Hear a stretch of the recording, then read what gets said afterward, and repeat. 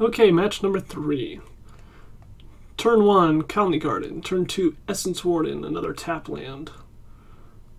Just Essence Wardens and more 0/1 tokens isn't great, but we have half of our combo, so I think I'm going to keep this anyways. Against an aggressive deck, double Essence Warden is pretty sweet. Opponent mulligan to 4. Put a card on the bottom. Alright, Urza's Tower. Well, if they get a early Tron, they could easily beat us even off of a mulligan to 4. Rolling Thunder can definitely clean up our board very nicely, and they run 4 of them. Most of the time, I believe.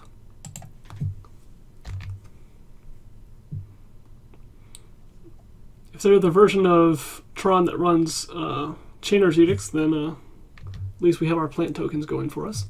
So they have second Tron piece into Cycle of Prism, so they have their colored mana, and they're 1 land away from Tron. I'm not sure I'm going to need white mana next turn. I could go with Colony Garden, I could go with Blossoming Sands. I don't really need the Colony Garden right now since I don't have any Convoke spells, so just to be safe, I'm going to play the Blossoming Sands.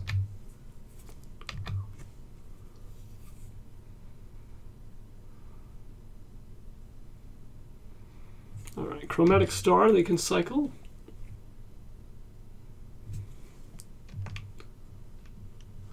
For some reason they're not cycling those yet. I'm not sure exactly what that means. Potentially they're saving their colored mana, but they already have a Prophetic Prism, so they shouldn't need that much of it. They did miss their land drop there, so if I were them, I would have cycled this mana into maybe green mana for Ancient Stirrings and done it again until I try to find my 3rd land drop, but maybe they're trying to keep something open for our turn, I'm not really sure.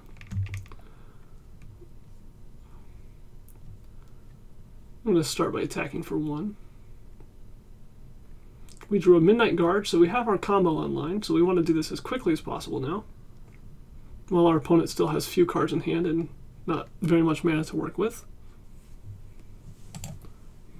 Bash for 1. I'm going to go ahead and play an Essence Warden.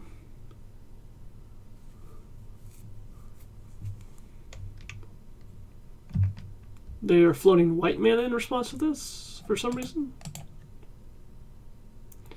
And play a tap land. You can play Colony Garden or Blossoming Sands here, it doesn't really matter which. I'll go with Colony Garden, gain me 2 life.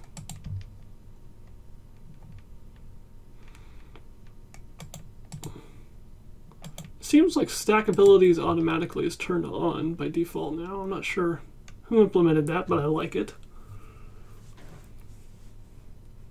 Alright, opponent is passing, missing their 3rd land drop again without cracking the star. The only thing that really makes sense is that they're holding up in Counterspell.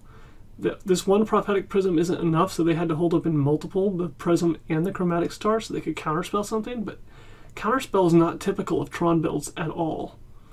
The question is, do I want to respect this Counterspell? I think they're just... I don't know. I don't think it's Counterspell. Well, they're floating blue, but they're not doing it in response to a spell. I'm so confused.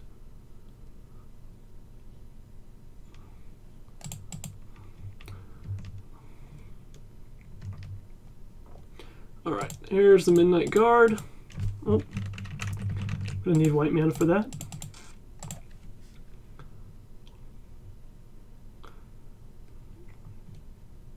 And another Colony Garden.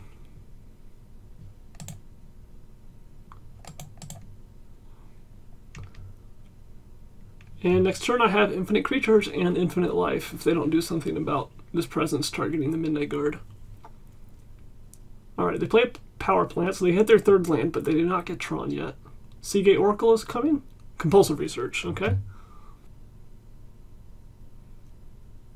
They discard Explore and Muldrifter. Explorer is also not typical of these builds. Okay, well, here's the infinite combo. I guess I can leave up the green-white mana just to represent that I could have either.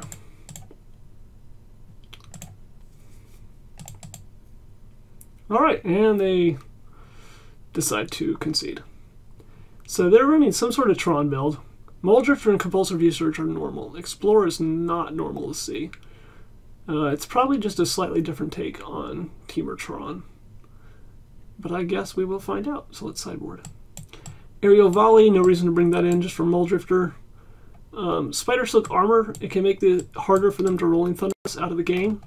But if they get up to 12, 15 mana, they're still going to be taking out quite a lot of things for a small amount of mana, so Spider Silk is really not that important. The main thing it's good for is dodging Electrickery, which they could also very easily have in their sideboard. So I probably want to try to get some number of these in. Journey to Nowhere against Ulamog's Crusher is pretty important. We can't just ignore that.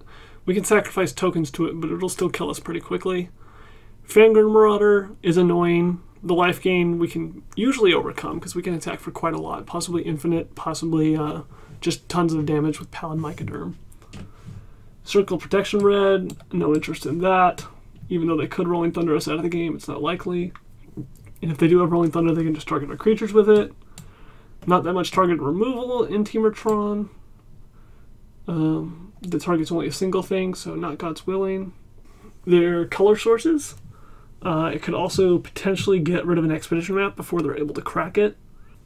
So what exactly do I want? Gaining a non-infinite amount of life against them doesn't matter, because they'll eventually be able to Ulamog's Crusher and Rolling Thunder all of our creatures away and be able to kill us. So even gaining like 20 or 30 life isn't enough in this matchup, so I probably want to remove some number of these creatures for some number of Gleeful Sabotage and Spider Silk Armors. And maybe a Journey. So let's bring in these 8. Let's bring them all those in. So let's cut these and 2 apiece of these. So a lot less life gain for a lot more interaction. And we'll submit like this. Alright, so this hand doesn't do a whole lot. We have Journey for a turn 3 or turn 4 threat. We can actually cast this on turn 2. I think it's fine just because it has lands and spells and a little bit of interaction. But we definitely need to draw some more impactful spells. Expedition map, okay. Alright, since I've drawn the planes, I can now play Colony Guard in turn 1.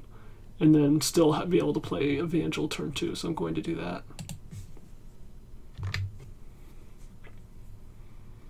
Second Tron piece, and Matt makes the third, cracking that main phase, in case there was any doubt as to what they were going to do with it. Gleeful Sabotage, too late for that.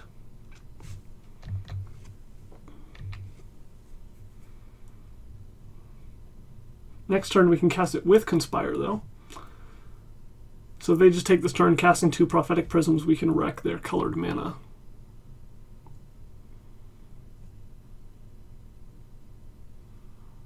Alright, Star.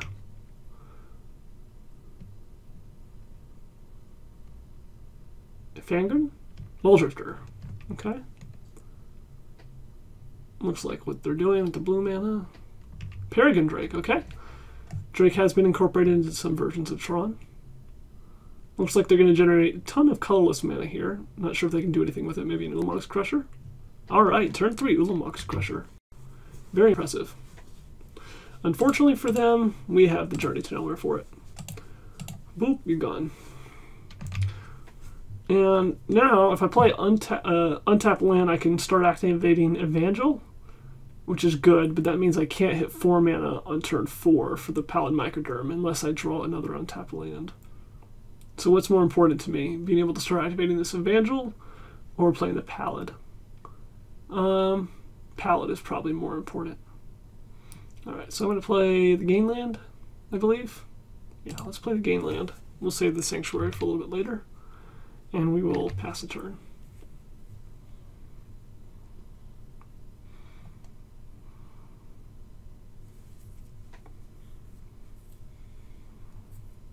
Expedition map, okay. They, for some reason, played the tower first, so if they're going to go get a mana-fixing land, they can't play it this turn. The Shimmering Grotto, or the functional reprint of Shimmering Grotto. No, they're going to get a Simic Growth Chamber. This might just be green-blue straight. Haven't seen any sign of red sources or rolling thunders yet. Hit us upside the head for 2. Alright, I'm gonna hit 4 mana. 2, 3, 4. Pallid Mycoderm.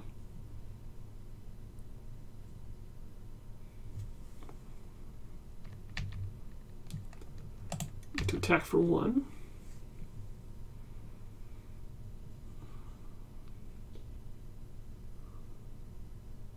Prophetic Prism, okay, finally something to hit with the Gleeful Sabotage. Play that Growth Chamber they went and searched up. Picking up a tower, so they keep their Tron online.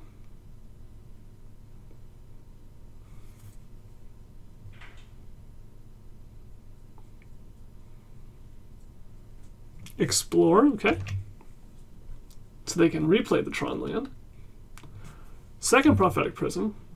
So now, even if we do Gleeful Sabotage both of these away, they have green and blue source, so I'm not sure how useful that'll be.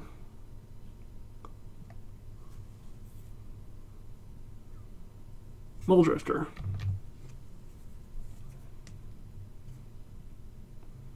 And third Prophetic Prism. So yeah, now if we blow up 2 of these, they still have Simic Growth Chamber and another one. So this would hinder them, but probably not that much.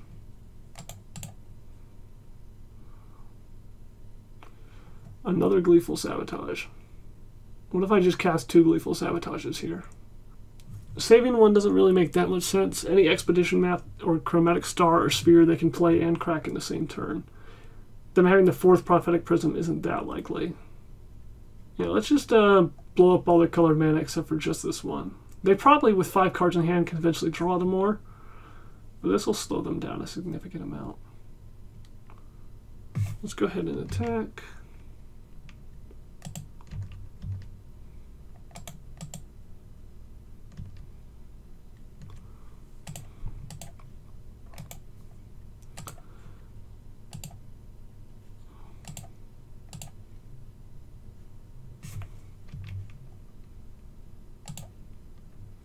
Boop, boop.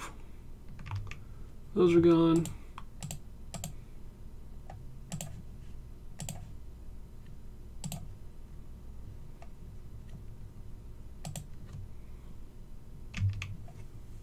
Alright, so next turn I'm going to have 5 mana available before I play a land, which is enough to play Pallid and tap the Selesnya Evangel. So I think I am going to pick up Colony Garden here for more tokens. And let's hope us killing 3 Prophetic Prisms is enough to slow our opponent down from doing stuff. Bash for 4, we go down to 13.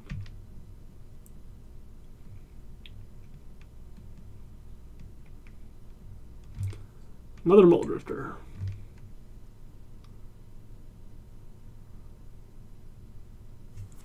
And a star.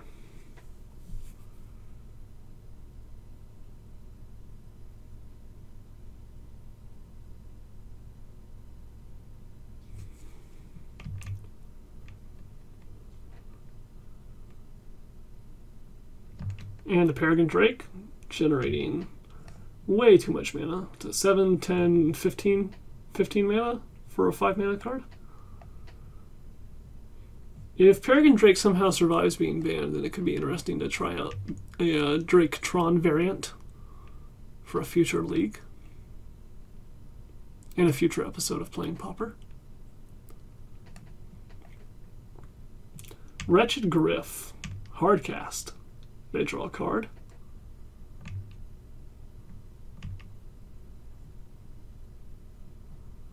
I'm surprised with Wretched Griff in the deck they don't play Seagate Oracle over Compulsive Research, but maybe they play both.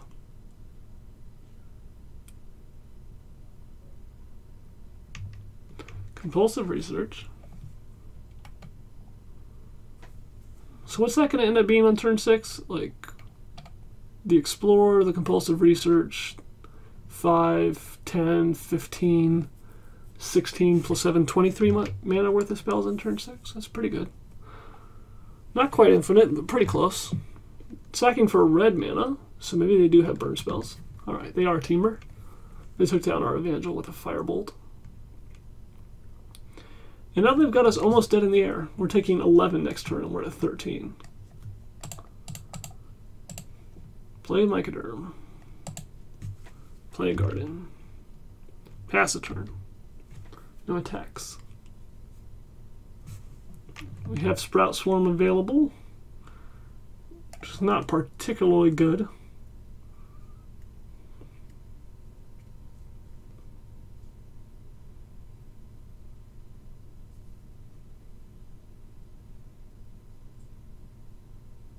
And it looks like they're going to Carvex Torch us out of the game. Yes, they are. Alright. We lose game 2. Let's go to sideboarding and see if we want to change anything now that we know exactly what they're up to. So, Circle of Protection Red does not target. So it's perfectly fine against Carvex Torch. But once again, once they get to the point where they're generating that much mana, we're probably lost anyway. Aerial Volley against the Peregrine Drakes is something, and it can be good against Ghostly Flicker. Potentially better than Journey to Nowhere, but again, Journey to Nowhere is quite important against those early Ulamog Crushers, which can definitely kill us just as easily. Or more easily. It doesn't seem that they're highly dependent on artifact mana, but the Gleeful Sabotages still can be good, especially when we're on the play, which we are going to be. We can take out a turn 1 Expedition map before they get a chance to crack it. So I think I'm going to keep our deck exactly the same and run it like this. Alright, get to be on the play. Alright, what do we have? Turn 1, Sands. Turn 2, Warden or Evangel.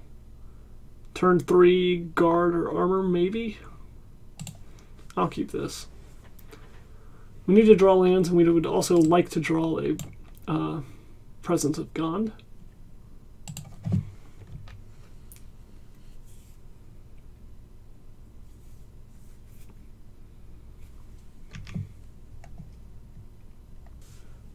Alright, here I'm going to go with the more mana efficient play of the 2-drop.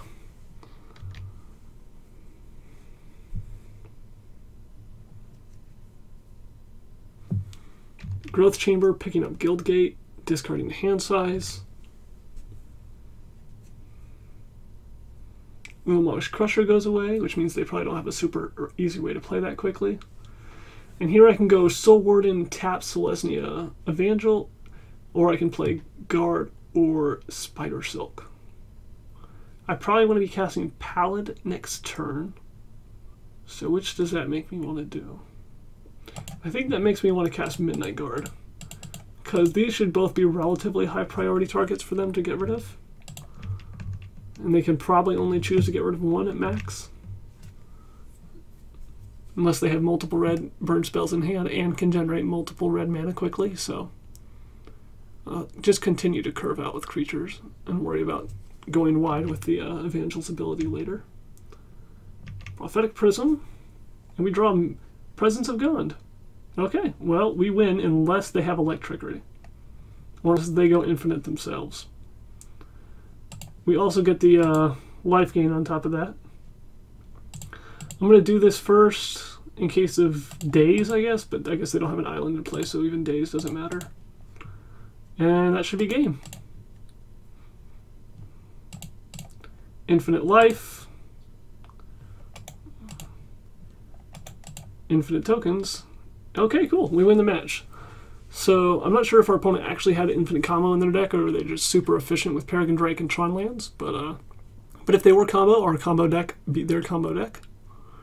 So there you go. Turn 4, the Splinter Twin combo. Infinite life at the same time, just to make it even sweeter. All right, that's 2-1, and we are on to the next match.